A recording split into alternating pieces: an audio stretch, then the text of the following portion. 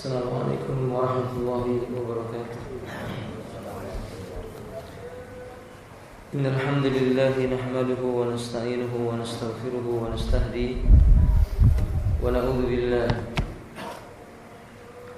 billahi min shururi anfusina wa min sayyiati a'malina. Man yahdihillahu fala mudilla lahu wa man yudlilhu fala hadiya lahu. أشهد أن لا إله إلا الله وحده لا شريك له وأشهد أن محمدا عبد الله ورسول الله اللهم صل على محمد وعلى آله وأصحابه ومن تبعهم بإحسان إلى يوم الدين أما بعد إخوتي rahimani wa rahimakumullah. Kita melanjutkan syarah akidah Ahlussunnah wal Jamaah. Min aqidati Ahlussunnati wal Jamaah iqamatul jihad fi sabilillah ma'a ulil amri. Ahlus sunnah wal jamaah, mereka sekelompok manusia yang menegakkan jihad fi sabilillah bersama-sama dengan ulil amri. Al-jihad lughatan al-masyaqqah, secara bahasa arti daripada jihad itu susah payah, kesulitan atau kemampuan. Kemudian secara pengertian Islam, maka jihad itu maknanya muharabatul kuffar, upaya untuk memerangi kaum kufar. Wa huwal mubalaghatu wastibrabu ma fil wus'i wa taqati min qawlin aw fi'lin, dengan cara berusaha sepenuh jiwa dan raga, mencurahkan kekuatan dan kemampuan, bisa berupa perkataan ataupun perbuatan anggota badan. Maka jihad tidak mesti dengan senjata atau dengan pedang. Jihad bisa dengan lisan. Imam Ibnu Mubarak berkata, awwalu jihadin faradallahu ta'ala 'ala ar-rusul ad-da'watu ilaihi, ay ad-da'wah ila Allah azza wa jalla, yakni bil lisan. Jihad yang pertama kali diwajibkan oleh Allah kepada para rasul adalah berdakwah, mengajak manusia kepada Allah, yaitu jihad dengan lisan. Berarti tidak mesti sebuah jihad itu dengan bentuk kekerasan, mengalirkan darah, atau yang semisal daripada itu. Wa hukmuhu kama qala Allah tabaraka wa ta'ala, hukumnya seperti yang Allah Subhanahu wa taala mengatakan, kutiba alaikumul qitalu wa huwa kurhul lakum, diwajibkan atas kalian berperang, yakni jihad fisabilillah, sedangkan dia perkara yang kalian tidak menyukainya. Wa asa an takrahu syai'an wa huwa khairul lakum, boleh jadi engkau tidak menyukai sesuatu sedangkan sesuatu itu lebih baik bagi kalian. Wa asa an tuhibbu syai'an wa huwa syarrul lakum, dan bisa jadi engkau menyukai suatu perkara tapi perkara itu tidak baik bagimu. Wallahu ya'lamu wa antum la ta'lamun, dan Allah lah dia yang mengetahui sedangkan kalian tidak mengetahui. Qala Ibnu Katsir rahimahullah ta'ala, hadza ijabun minallahi ta'ala lil jihadi 'alal muslimin. Ini adalah ayat yang menjelaskan tentang wajibnya berjihad, ketetapan Allah terhadap kaum muslimin. Ayyakuffu syarrul a'da'i an hauzatil islam, supaya mereka menghentikan keburukan-keburukan dari musuh-musuh Allah atas apa yang dilakukan oleh kaum muslimin. Maka ikhwati rahimani wa rahimakumullah, tidak ragu lagi, berarti jihad itu hukumnya wajib. Walau para ulama menyebutkan Jihad itu ada 3 macam. Yang pertama, setelah kita mengetahui bahwa jihad itu istifragul wus'i min mudafa'atil aduwi, mencurahkan segenap kemampuan untuk menghalangi atau melawan dan memerangi musuh-musuhnya Allah, berarti musuhnya Rasul dan musuhnya kaum muslimin juga. Maka jihad ini ada 3 macam. Pertama, melawan musuh yang terlihat. Yang dimaksud di sini yaitu orang-orang kafir atau perusak agama. Mungkin dia belum dikatakan kafir, tapi membuat syubhat, kerancuan dalam beragama, yakni ahlul bid'ah. Ini masuk dalam kategori jihad. Membendung syubhat mereka, membantah penyimpangan mereka, menerangkan dan membongkar kerusakan mereka terhadap umat. Ini jihad kepada musuh yang nyata. Yang kedua, melawan syaitan yang tidak terlihat. Adapun melawan syaitan yang tidak terlihat dengan talabul ilm, mempelajari ilmu agama. Karena kebodohan itu disukai oleh syaitan. Dan syaitan menjadikan orang-orang bodoh kendaraan untuk merusak kaum muslimin. Bukankah kita mengetahui kebid'ahan itu muncul karena kebodohan? Sufyan Ats-Tsauri berkata, al-bid'atu ahabbu ilal iblis minal ma'siyah. Perbuatan bid'ah lebih disukai oleh iblis sebagai kendaraan untuk mengganggu manusia dibandingkan perbuatan maksiat yang lainnya. Maka Anda jumpai orang-orang bodoh yang mereka mengaku mengerti agama berbicara atas nama Allah dengan kebodohannya. Mereka disebut dengan ruwaibidah. La taqumu sa'atu hatta tujadu fi ummati ruwaibidah. Tidak akan bangkit hari kiamat sampai dijumpai dalam tubuh umatku sekelompok orang disebut dengan ruwaibidah. Apa yang disebut dengan ruwaibidah ini?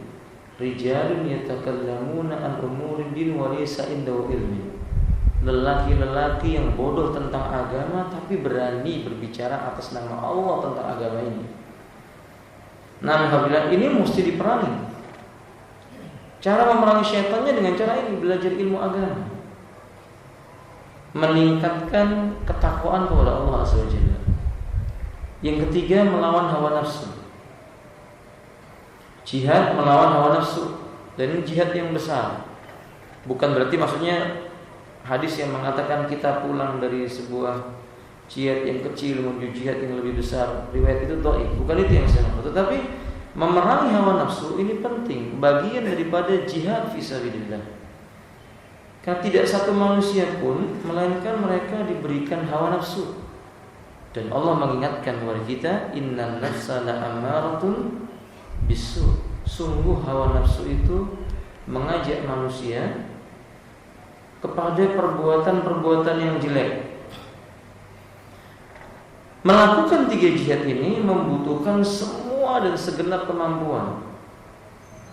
Ibnu Hajar Al-Asqalani Rasulullah SAW bersabda, jahidul musyrikina bi amwalikum wa anfusikum wa alsinatikum.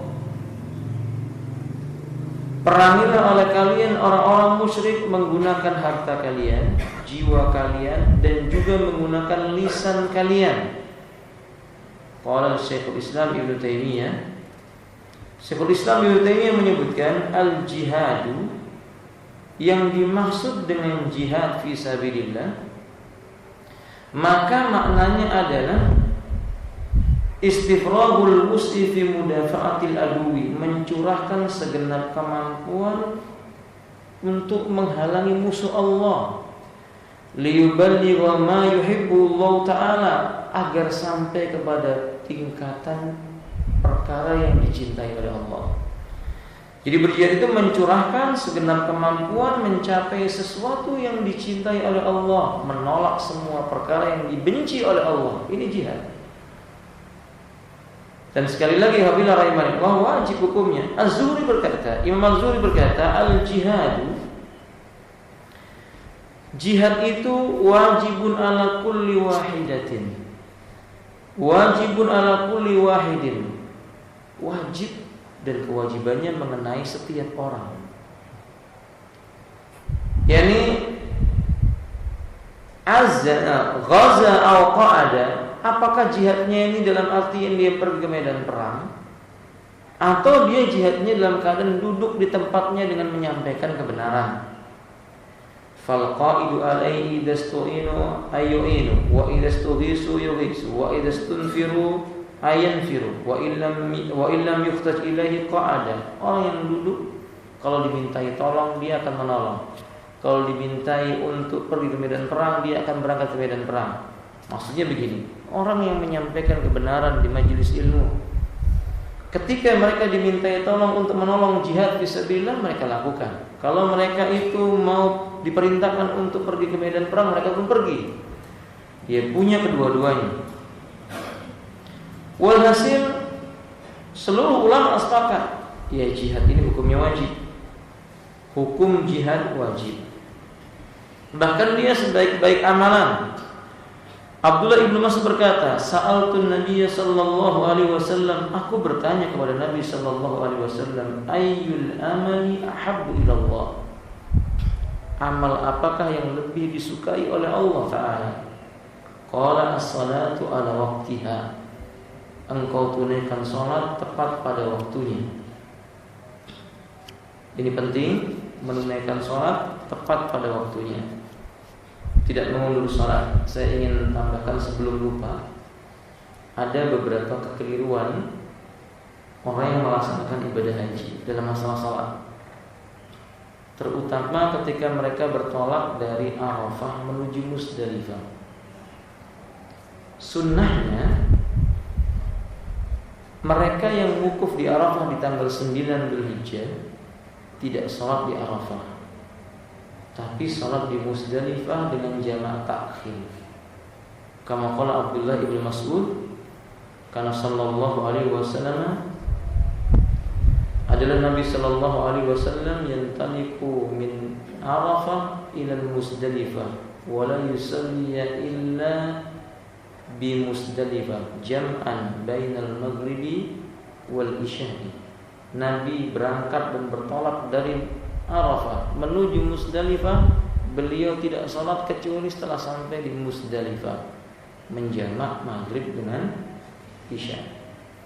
Qala Imam Al-Utsaimin ay yusalli fi waqtiha wa iya ta'akharu waqtaha lam yakhruj min waqtiha.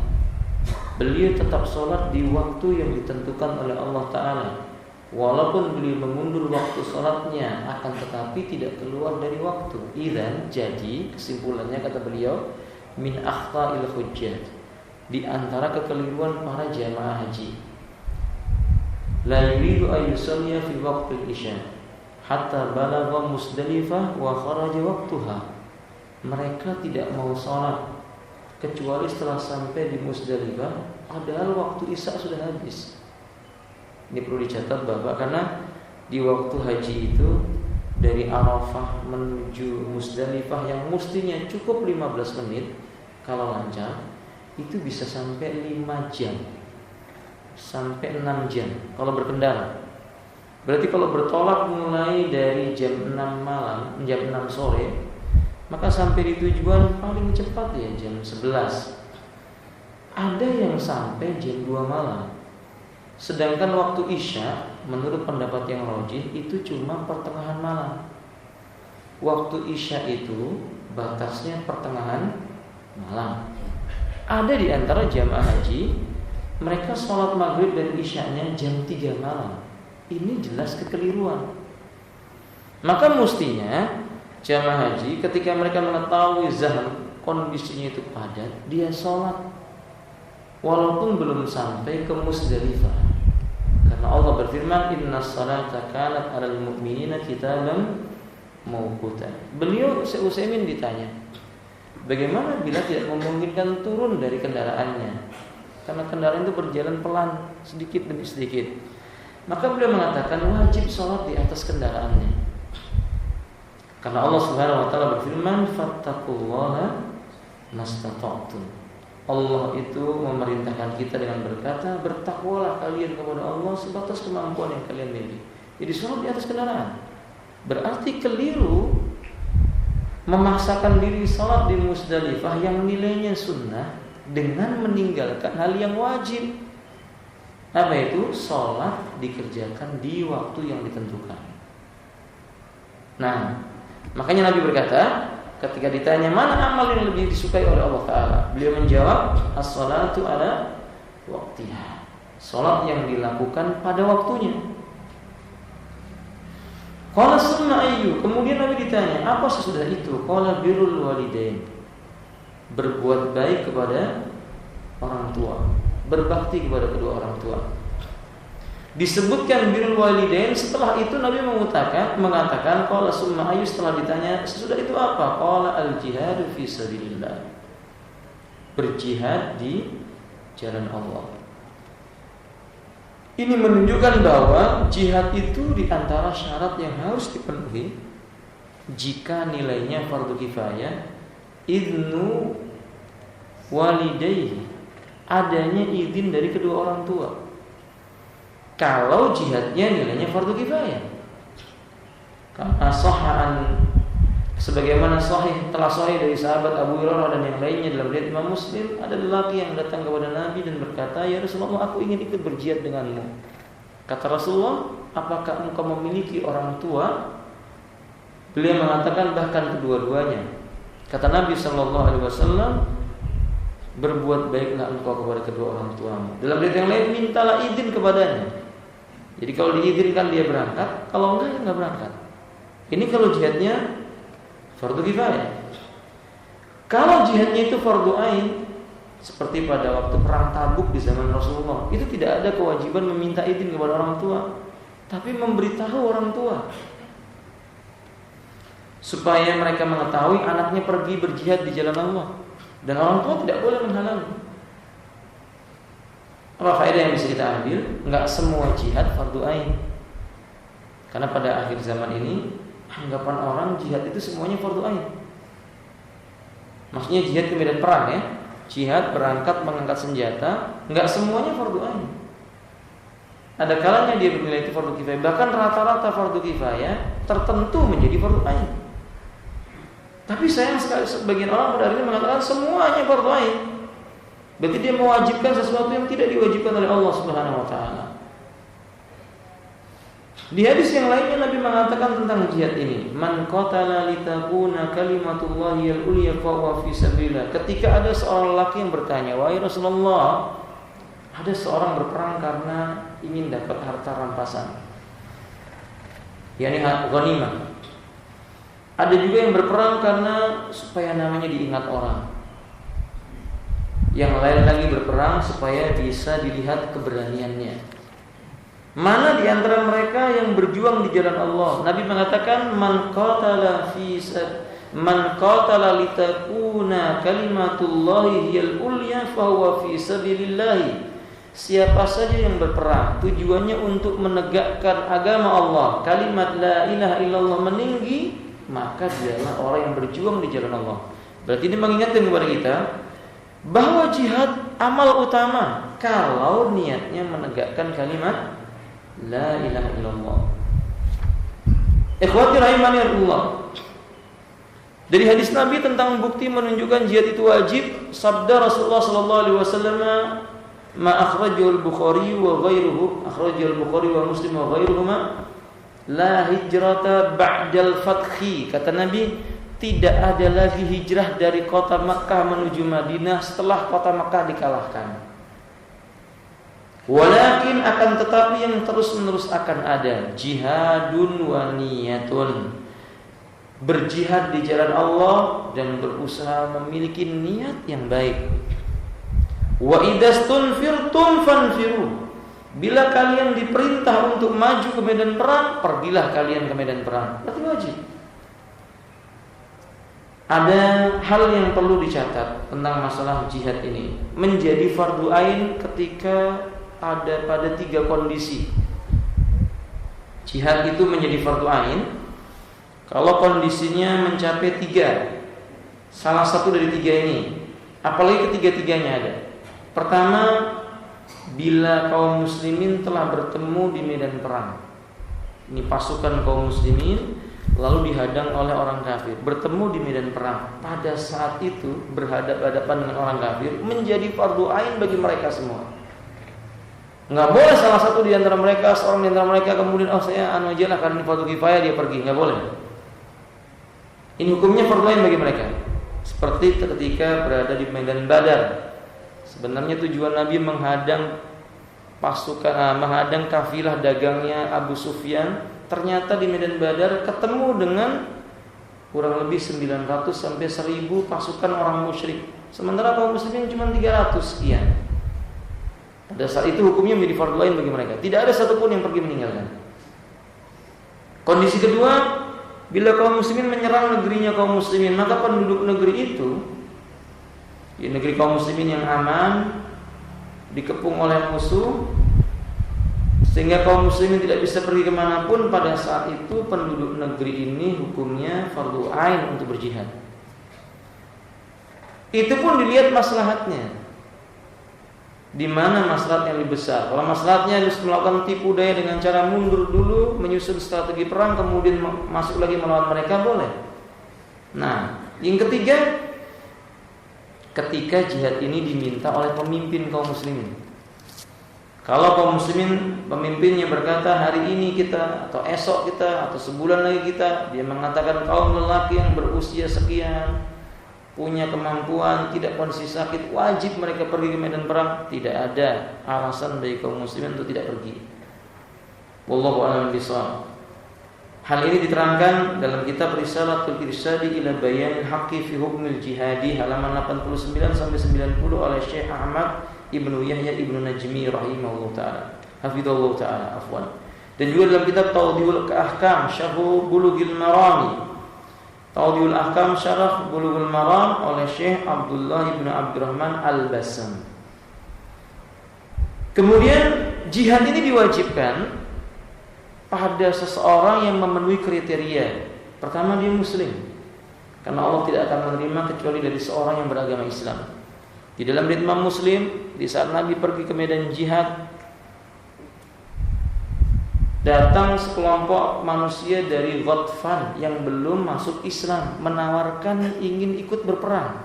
Maka Nabi berkata, wala nakhtaj lil kuffari awil musyrikina nasran. Kami tidak butuh pertolongannya orang kafir atau orang musyrik. Artinya jihad itu hanya untuk orang muslim. Kedua, baligh. Alasan balik di saat beberapa orang sahabat, di antaranya Abu Umair, datang kepada Nabi dan berkata, ya Rasulullah, uridu an ujahidu fi sabilik. Aku ingin ikut berperang bersama dengan engkau. Saat itu kok keadaan Abu Umair, busur panahnya lebih tinggi dibandingkan tubuhnya. Maka Nabi menolak. Abdullah ibnu Umar, beliau ingin ikut perang Uhud, ditolak oleh Nabi karena usianya baru 14 tahun. Tapi pada saat perang Khandaq, berselang 1 tahun, pada saat perang Khandaq, Nabi mengizinkan Abdullah ibnu Umar untuk ikut disebabkan usia Abdullah sudah 15 tahun. Berarti balik. Maka jihad itu usianya harus balik. 3, berakal. Ini jelas kita mengetahui hadis Nabi SAW, anil jununi hatta yafiqa, dari orang gila sampai sembuh dari penyakit gilanya. Maksudnya sampai dia berakal kembali. Yang keempat, hurriyah, merdeka. Karena budak itu dikuasai oleh tuannya. Maka sebab itu budak tidak diwajibkan berjihad. Yang diwajibkan itu orang yang merdeka. Yang kelima, laki-laki. Kenapa demikian? Ada wanita, maksudnya Aisyah, bertanya kepada Nabi, ya Rasulullah, halin nisa'i jihadun? Wa fi riwayah alan nisa'i jihadun? Apakah wanita-wanita itu ada kewajiban jihad? Qala na'am. Ada, kata Nabi. Alaihinna jihadun la qitalun. Mereka punya kewajiban jihad, tapi yang tidak ada unsur perangnya. La qitalun fi, tidak ada unsur perang di dalamnya. Al-hajj wal umrah. Jihadnya wanita itu berangkat haji dan umrah. Itu pun ditemani mahramnya. Berarti wanita tidak wajib pergi ke medan perang. Bila ditanya apa boleh wanita pergi ke medan perang untuk membantu kaum muslimin mengobati yang luka, ya boleh. tapi tidak wajib bagi mereka. Yang terakhir, ada kemampuan untuk perang, badannya sehat, badannya kuat, atau dia punya kesanggupan untuk berangkat ke medan perang. Bila dia buta misalnya, seperti Abdullah ibnu Ummi Maktum, tidak pernah ia berangkat jihad karena memang dia buta.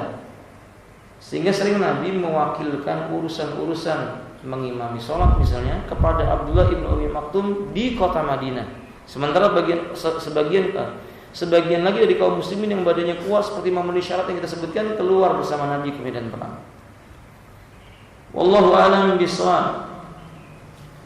Afwan, saya tambahkan yang terakhir, ketika dia berangkat jihad, dia harus punya harta yang ditinggalkan untuk menafkahi istrinya. Bila tidak, maka dia harus memiliki keyakinan ada kaum muslimin yang membiayai keluarganya. Mungkin pemimpin kaum muslimin atau saudara-saudaranya kaum muslimin. Dan dia tidak boleh menelantarkan istrinya. Rasul mengatakan cukup seseorang dikatakan pendosa, pelaku kejahatan, kafa bil mar'i itsm. Cukup seseorang itu dikatakan berdosa. Kapan? Ketika dia menelantarkan orang yang ada di bawah tanggung jawabnya. Ini nasihat. Karena sebagian orang mereka pergi berdakwah dan ini jihad fisabilillah. Menyampaikan kebenaran ke kampung-kampung, ke kota-kota di luar negerinya. Tapi kemudian mereka tidak memperdulikan anak istrinya. Dengan atas nama dakwah, istrinya ditelantarkan, disuruh cari makan sendiri, dengan mengatakan burung yang gak sekolah saja bisa makan, masa kamu manusia gak bisa cari makan? Ini zalim. Wanita itu dinikahi untuk dinafkahi, ya. Maka jangan sampai dengan alasan dakwah lalu kemudian menelantarkan anak-anak dari istri mereka. Atau mereka tidak boleh seperti lilin yang Nabi mengatakan fala taj'alu anfusakum kasiraj. Jangan jadikan diri kalian seperti lilin yang menerangi orang tapi membakar dirinya sendiri. Dia dakwah ke sana ke sini, istri dan anaknya enggak didakwahi. Istrinya di rumah tidak mengerti agama, anak-anaknya tidak diajarkan agama, ditelantarkan, disuruh baca buku sendiri. Padahal dia mengetahui bahwa kalau manusia membaca buku tanpa dibimbing, dia akan sesat. Dia akan menyimpang kalau dia tidak punya ilmu alatnya. Oleh sebab itu saudara muslimin, kalau seperti itu jihadnya tidak wajib bagi dirinya. Bahkan yang wajib bagi dirinya mengamalkan firman Allah Subhanahu wa taala, ya ayyuhalladzina amanu qu anfusakum wa ahlikum nara. Hai orang yang beriman, jaga dirimu dan keluargamu dari siksa api neraka, yakni alimu ahlakumul Qur'an wa adibuhu. Alimu ahlakumul khaira wa adibuhu. Ajarkan keluargamu Quran dan kebaikan dan etika kebaikan dan etika yang terdapat dalam Quran. Ini jauh lebih baik dibandingkan dia keluar. Maksudnya keluar di sini pergi ke negeri-negeri tertentu, mendakwai orang-orang di kampung itu, orang lain dapat hidayah, istri dan anaknya tidak dapat hidayah. Ini zalim. Wallahu a'lam bishawab. Apakah jihad punya keutamaan? Sangat banyak dalilnya, tapi kita sebutkan kesimpulannya saja. Sebagaimana penulis bukunya menyebutkan, di antara keutamaan jihad itu bahwa rahimani wa rahimakumullah, kullu harakatil mujahidina fi sabilillahi bi midanil jihadi laul jazaa aw ajrun. Segala bentuk gerak-gerik seorang mujahid sejak berangkat ke medan perang sampai kembali lagi ke negerinya, apa saja aktivitasnya bernilai pahala. Tidurnya mujahid dapat pahala. Masya Allah. Orang berjihad itu demikian. Debu-debu yang ditimbulkan kuda perang yang dia kendarai itu bisa menghapuskan dosanya. Berarti orang berjihad itu tidak ada kerugian sedikit pun. Dia menahan rasa kantuk. Itu jihad luar biasa, menunggu di medan perang, memperhatikan perbatasan supaya musuh tidak melanggar, atau dia berwaspada dengan gerakan musuh, padahal dia dalam kondisi sangat mengantuk, dia tahan, ini dapat pahala. Kalau kita berat ini Pak, nahan rasa kantuk itu berat sekali. Tapi di medan jihad ini pahala di sisi Allah Azza wa Jalla. Kedua, jihad itu perdagangan yang tidak pernah rugi. Saya yakin Bapak sudah hafal ayatnya. Hal adullukum ala tijaratin tunjikum min adzabin alim. Tu'minuna billahi wa rasulihi wa tujahiduna fi sabilillahi bi amwalikum wa anfusikum. Maukah kutunjukkan kepada kalian perdagangan yang selalu menguntungkan dan menyelamatkan kalian dari adab yang pedih? Berimanlah kepada Allah dan Rasulnya, lalu berjihadlah kalian menggunakan harta kalian dan jiwa kalian. Maka jihad ini perdagangan yang untung, selalu untung. Karena itu saudara kaum muslimin rahimani wa rahimakumullah, kalau ada panggilan jihad, ini kabar gembira bagi kaum muslimin. Karena mereka dapat dua kemuliaan. Bila mereka menang, dapat harta rampasan perang dan diberi pahala oleh Allah. Kalau ternyata mereka meninggal di medan jihad, mereka mati tidak sia-sia. Usianya itu barokah. Kematian yang mulia. Tanda-tanda husnul khatimah. Dan semua kaum muslimin yang memiliki keimanan yang benar pasti rindu dengan yang seperti ini, Pak. Dan orang yang tidak punya kerinduan mati di medan jihad, itu munafik. Dalam riwayat Imam Muslim, seorang yang tidak punya sebesar biji sawi atau sebesar darah keinginan berjuang di jalan Allah, mati di jalan Allah, itu orang munafik. Sehingga ditunjukkan oleh Allah di waktu menuju perang Tabuk, 1/3 atau 300 sekian pasukan kaum muslimin itu terbujuk oleh orang munafik pulang kembali ke Madinah.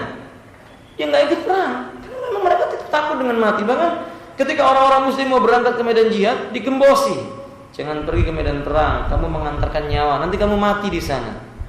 Padahal kita tahu bahwa mati itu siapa yang menentukan? Allah. Berapa banyak orang yang pergi ke medan perang nggak mati-mati. Contohnya Khalid bin Walid. Dia ke medan perang nggak pernah meninggal di medan perang. Padahal dia berharap selalu di garis depan. Dia berharap dia mati di medan itu. Tapi nggak pernah dia mati di medan perang. Justru meninggalnya di mana, Pak? Di tempat tidur.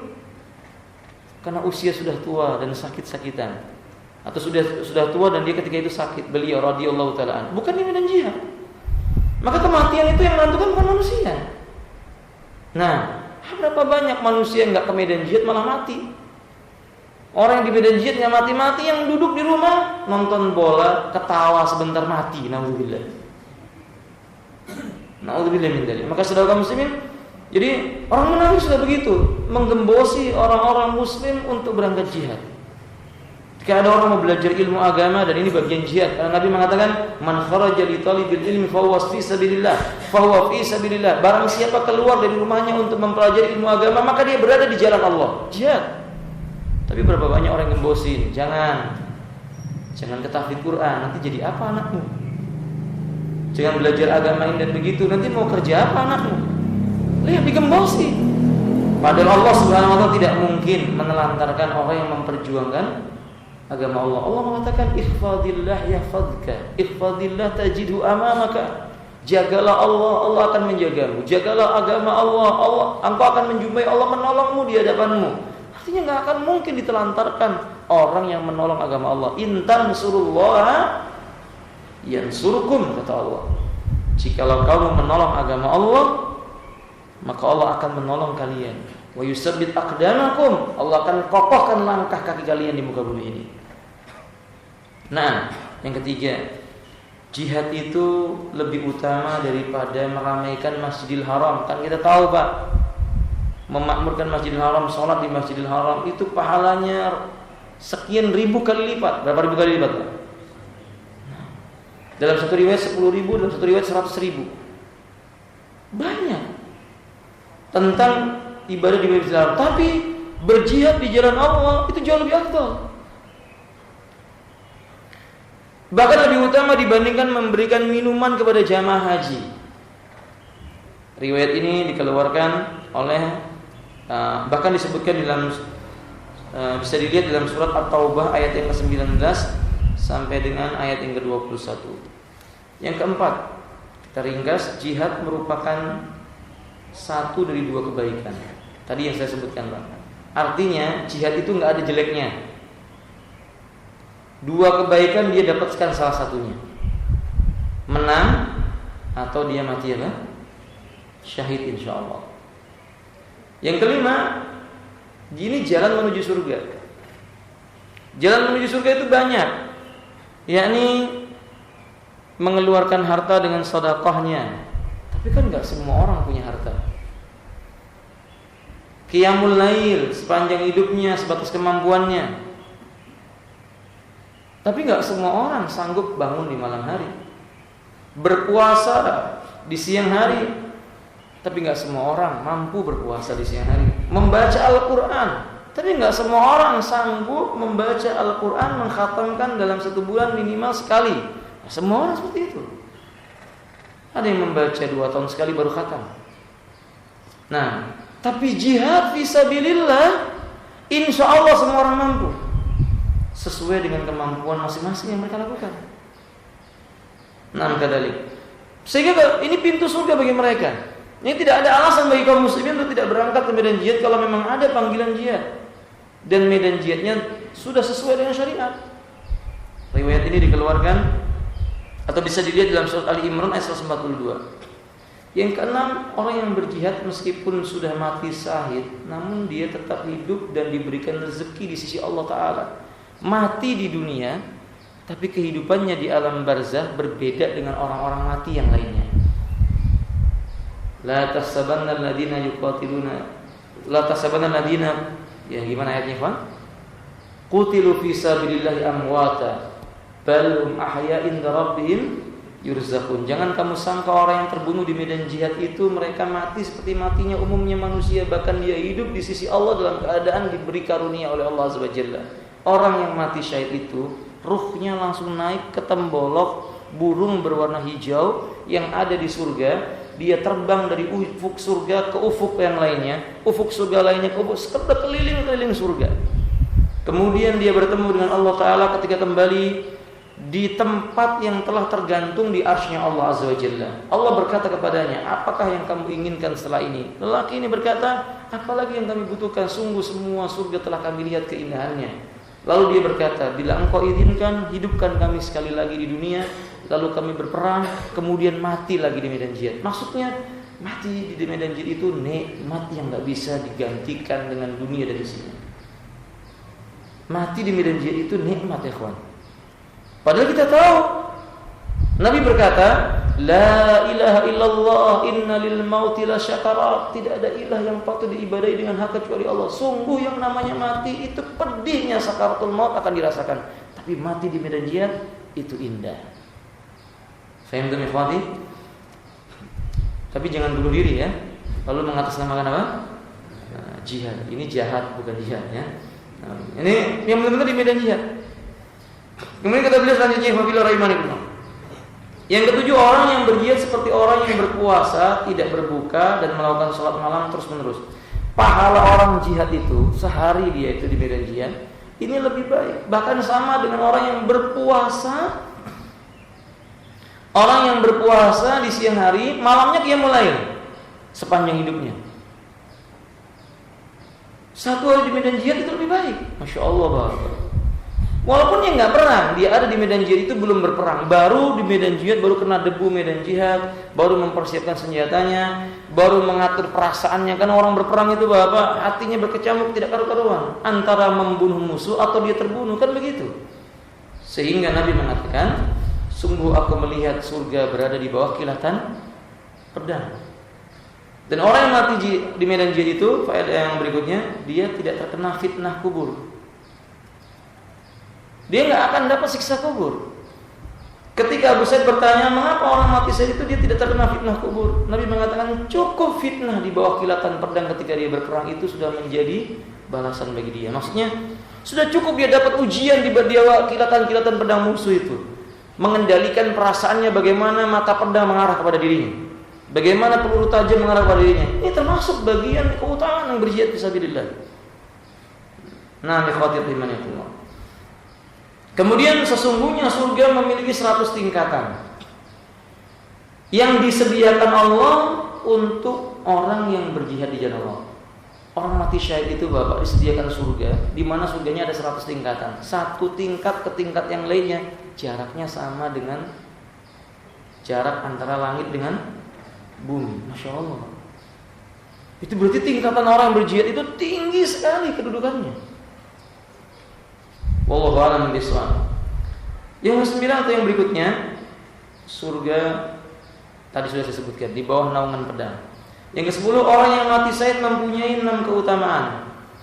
Ada 6 keutamaan. Lisyahidi sittu hisalin. Orang mati syahid itu dapat 6 buah keutamaan yang enggak didapatkan oleh orang yang lainnya. Pertama, dosanya diampuni sejak darah pertama menetes darinya.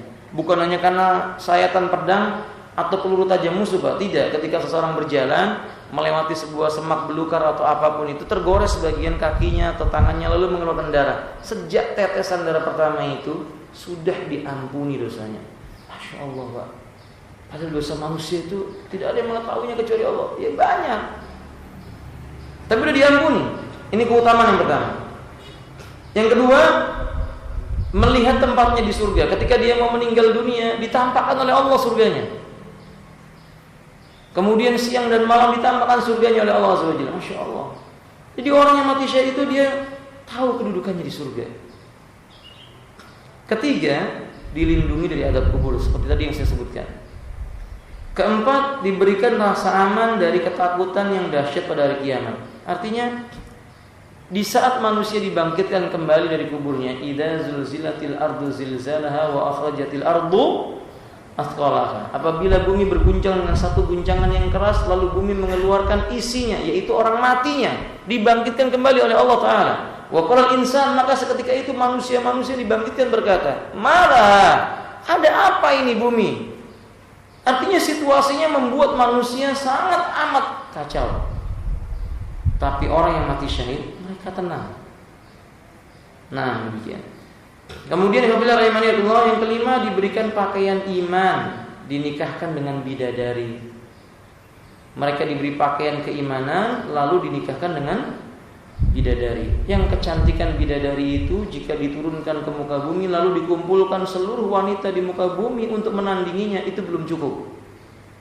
Masya Allah, la quwwata illa billah. Masya Allah, quwwata illa billah. Ini kalau laki-laki, Pak, dapat bidadari. Kalau perempuan yang mati di medan jihad dapat apa, Pak? Kalau laki-laki kan bidadari, kalau perempuan bidodoro gitu ya. Tidak ada hadis yang menyebutkan hal ini. Yani para wanita dinikahkan dengan lelaki yang soleh, lelaki mulia di surga. Nah, yang keenam, mereka bisa memberi syafaat dengan izin Allah kepada orang yang juga diizinkan oleh Allah dapat syafaat. Jumlahnya 70 dan itu anggota keluarganya semua. Jadi orang yang mati syahid itu bisa memberi syafaat 70 orang anggota keluarganya yang juga diizinkan oleh Allah dapat syafaat. Masya Allah, la quwwata illa billah.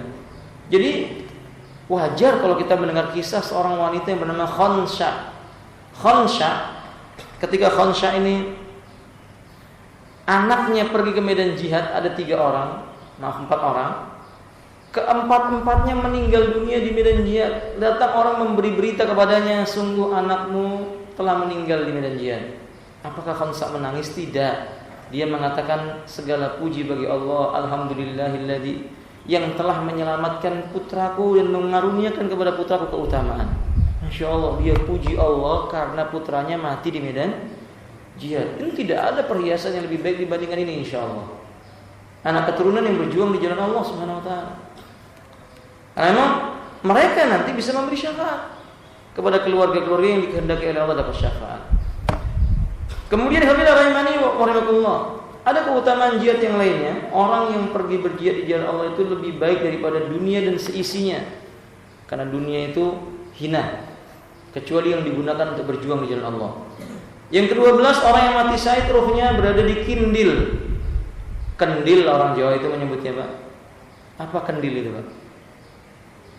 Hah? Kendil. Apa ya? Hah? Ya kalau orang Jawa kan kendil itu tempat minum, Pak ya. Terus misal daripada itu. Tapi kalau bahasa Arab, kendil itu maknanya lentera, tempat yang bercahaya. Tapi tidak panas. Tempat ini bercahaya, namanya kendil, kindil. Bahasa Arab yang masuk ke dalam bahasa Jawa ini, Pak.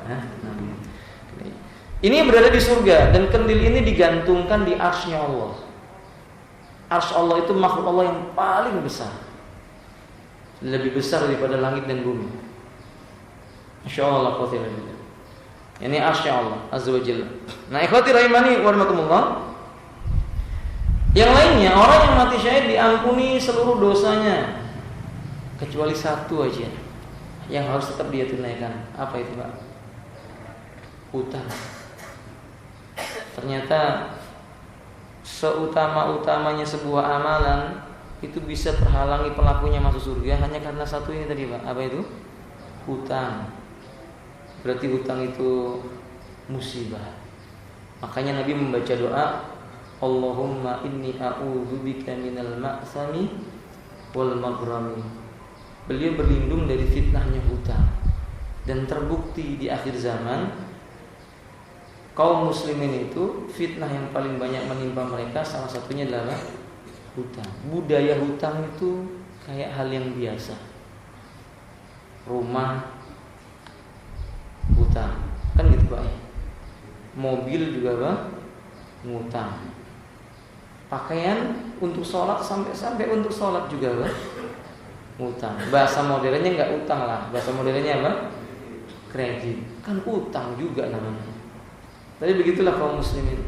Nah ingat, kalau kaum muslimin perang kemudian mati syahid, dia belum bisa masuk surga sampai hutangnya dibayarkan. Nah kalau ternyata sampai hari kiamat belum terbayarkan, dia harus bayar dengan amal solehnya. Na'udzubillah min dzalik. Na'udzubillah min dzalik. Ini yang mampu saya sampaikan. Insyaallah di pertemuan yang akan datang kita akan jelaskan tentang tujuan disyariatkannya jihad, supaya jangan salah paham. Jangan dianggap bahwa jihad ini keganasannya orang Islam. Seolah-olah orang-orang kafir memandang jihad itu adalah kebengisannya kaum muslimin. Padahal kaum muslimin itu kalau berjihad lemah lembut, santun, enggak semua orang dibunuh. Yang dibunuh itu orang yang memerangi saja. Kan tidak boleh kaum muslimin membunuh orang tua. Tidak boleh dalam medan jihad membunuh anak-anak, tidak boleh. Tidak boleh menebang pohon yang mengeluarkan buahnya, enggak boleh. Enggak sembarangan berjihad itu. Tidak boleh menghancurkan fasilitas-fasilitas yang bisa dimanfaatkan oleh kaum muslimin. Kalau sekarang kan tidak. Anda lihat orang kafir, justru perkara-perkara fasilitas-fasilitas umum, rumah sakit, di sana dirawat orang yang sedang sakit, dibom juga oleh mereka. Islam enggak begitu. Islam enggak demikian. Nanti insya Allah kita akan terangkan di pertemuan yang akan datang. Semoga yang sedikit ini bermanfaat Bapak. Saya mohon maaf apabila ada salahnya. Akhiru da'wana alhamdulillahirabbil alamin. Subhanakallahumma wa bihamdika asyhadu an la ilaha illa anta astaghfiruka wa atubu ilaik. Assalamualaikum warahmatullahi wabarakatuh.